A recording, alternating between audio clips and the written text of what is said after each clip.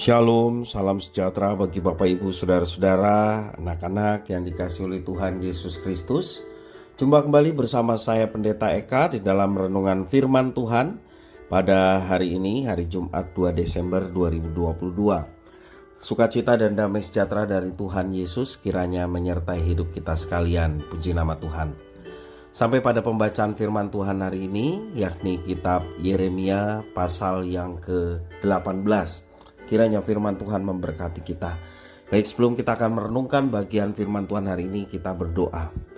Tuhan Bapa di sorga, kami mohon pimpinan Tuhan untuk kami dapat mengerti apa yang Kau maksudkan dalam kitab suci, sehingga hidup kami boleh diterangi oleh kebenaran firman Tuhan. Dan kami sedia Roh Kudus untuk menuntun kami untuk dapat melakukan segenap firman Tuhan dalam hidup kami. Terima kasih Bapa, terpujilah namamu. Demi nama Tuhan Yesus kami berdoa. Haleluya. Amin. Bapak Ibu Saudara, saya akan membacakan di dalam Yeremia pasal yang ke-18 ayat yang ke-18 sampai ke-23. Demikian firman Tuhan.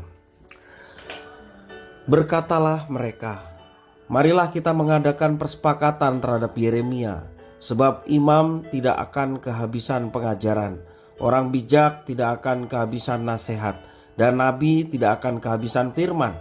Marilah kita memukul dia dengan bahasanya sendiri, dan jangan memperhatikan sikap perkataan setiap perkataannya.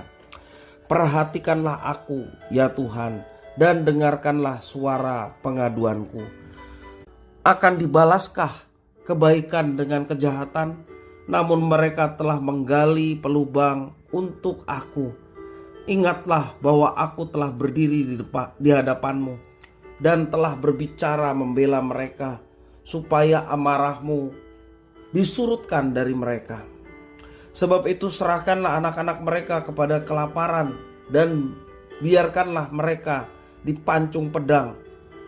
Biarlah istri-istri mereka kehilangan anak dan suami. Biarlah laki-laki mereka mati oleh sampar, dan pemuda-pemuda mereka mati karena pedang di pertempuran. Biarlah kedengaran jeritan dari rumah-rumah mereka apabila engkau dengan tiba-tiba mendatangkan gerombolan perampok pada mereka.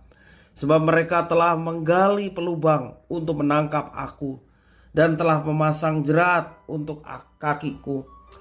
Tetapi engkau ya Tuhan, Engkau mengetahui segala rancangan mereka untuk membunuh aku. Janganlah ampuni kesalahan mereka, dan janganlah hapuskan dosa mereka dari hadapanmu. Tetapi biarlah mereka tersandung di hadapan matamu. Bertindaklah pada hari murkamu terhadap mereka.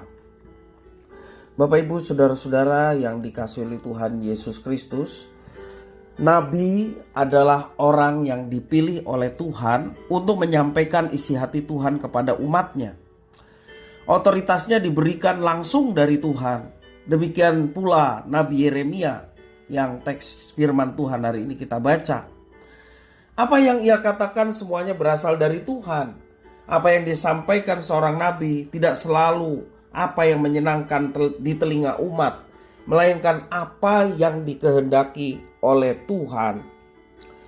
Tuhan Allah menyampaikan peringatan dan tegurannya kepada umat melalui Nabi Yeremia. Alih-alih mendengarkan apa yang dikatakan Tuhan melalui Nabi Yeremia, mereka justru menganggap bahwa perkataan Yeremia hanyalah bualan. Mereka kemudian mengadakan persepakatan untuk melawan, bahkan membunuh Nabi Yeremia. Mengingat apa yang sudah ia lakukan di hadapan Tuhan, tentu ini menyakitkan bagi Nabi Yeremia. Maka ia pun mengadu kepada Tuhan. Pengaduannya tertulis dalam ayat yang ke-19.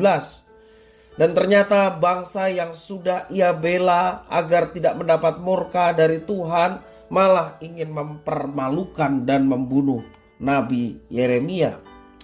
Pembelaan Nabi Yeremia kini berubah menjadi permohonan agar Tuhan Allah bertindak adil dan menghukum bangsa yang kejam terhadap dirinya. Permohonan itu bukan karena Nabi Yeremia dendam terhadap mereka, melainkan karena ia melihat kedegilan hati bangsa Yehuda yang tidak mau dengar-dengaran apa yang diperintahkan Tuhan, apa yang difirmankan Tuhan melaluinya. Hal itulah yang menyakitkan Nabi Yeremia ketimbang dirinya yang dikorbankan atas semuanya itu. Sekali lagi, karena mereka degil dan tidak mau dengar-dengaran firman Tuhan, itulah yang meyakinkan Nabi Yeremia bahwa bangsa Yehuda layak mendapatkan hukuman dari Tuhan.